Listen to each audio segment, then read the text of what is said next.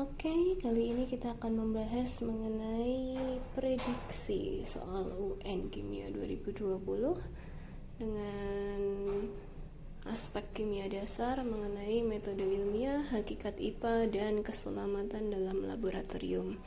Nanti di sini kita akan membahas 5-6 soal.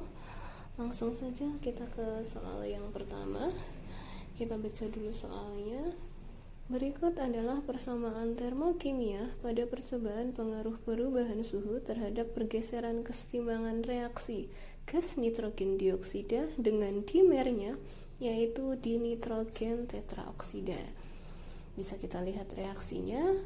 Nah, ketika wadah reaksi ditambahkan ke dalam cawan yang berisi es batu, ternyata perubahan warna dari coklat menjadi pudar. Pertanyaannya, variabel bebas, variabel terikat, dan variabel terkontrol dalam percobaan itu berturut-turut yang mana? Oke, sebelumnya kita harus tahu apa sih perbedaan variabel kontrol, variabel terikat, dan variabel bebas. Nah, kita akan bahas terlebih dahulu.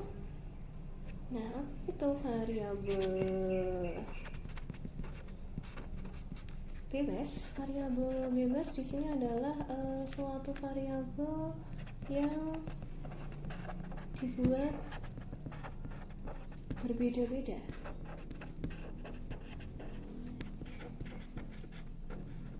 Sedangkan variabel terikat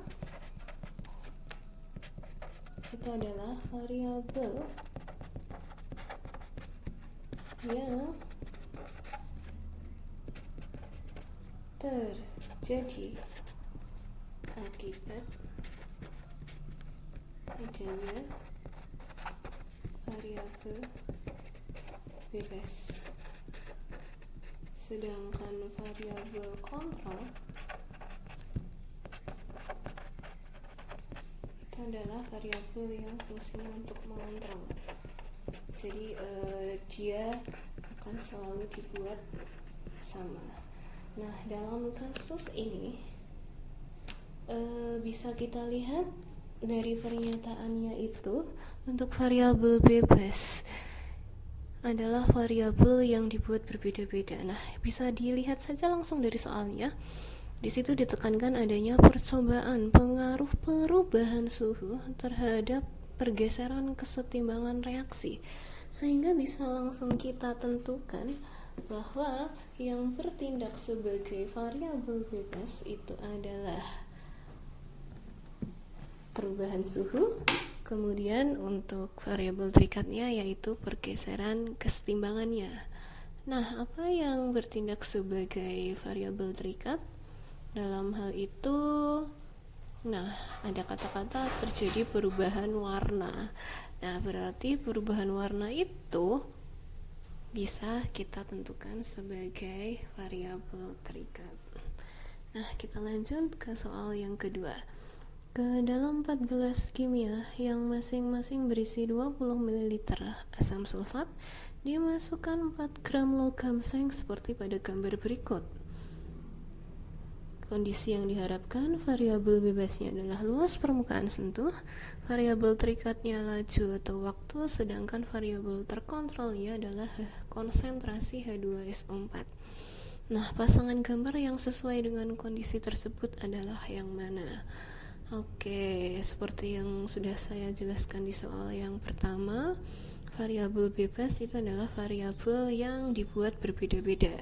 Nah, pada soal nomor 2 yang diminta berbeda itu adalah luas permukaan bidang sentuh.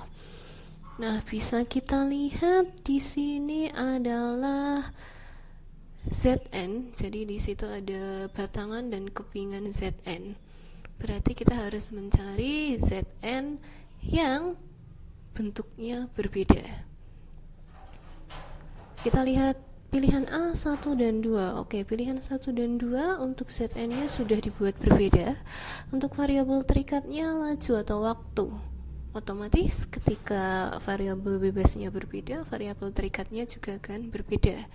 Berarti cocok. Tapi kita cek dulu untuk variabel terkontrol. Variabel terkontrol yang diminta adalah H2SO4, berarti dalam hal ini H2SO4-nya harus dibuat sama.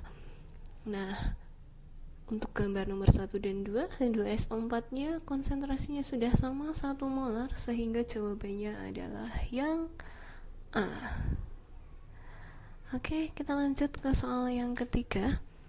Cara yang tepat untuk menampung gas amonia dalam laboratorium digambarkan menurut penampungan seperti pada gambar 1, 2, 3, 4, dan 5. Manakah yang benar? Oke, bisa kita lihat gambar yang ada di layar itu adalah gambar Erlenmeyer. Nah, untuk gambar yang tepat, jadi ketika ada gas dimasukkan ke dalam Erlenmeyer, itu harus dalam posisi tertutup. Artinya ketika dia tertutup, gas itu tidak akan mudah keluar, karena ketika gas itu nanti mudah keluar, itu bisa membahayakan. Sehingga gambar yang cocok itu adalah gambar nomor 1.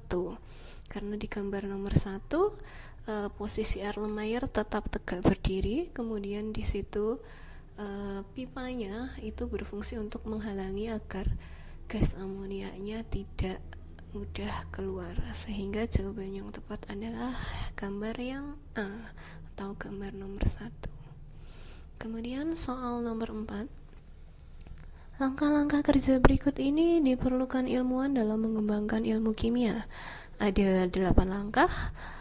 Langkah pertama, merumuskan masalah, melakukan eksperimen, mengolah data, menemukan masalah, menyusun kerangka teori, membuat laporan, menarik kesimpulan, dan yang terakhir adalah merumuskan hipotesis. Pertanyaannya, urutan langkah kerja sesuai dengan metode ilmiah yaitu yang mana? Oke, tentunya kita tahu dalam melakukan suatu penelitian atau kerja sesuai dengan metode ilmiah, langkah pertama yang kita lakukan adalah menemukan masalah.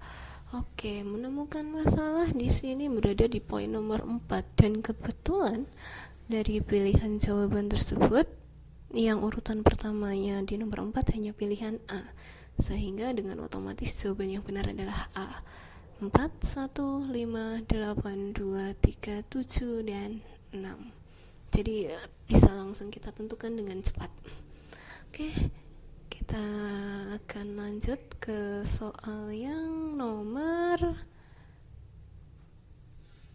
5. Oke, Mila akan membuat larutan encer asam sulfat dari larutan asam sulfat pekat.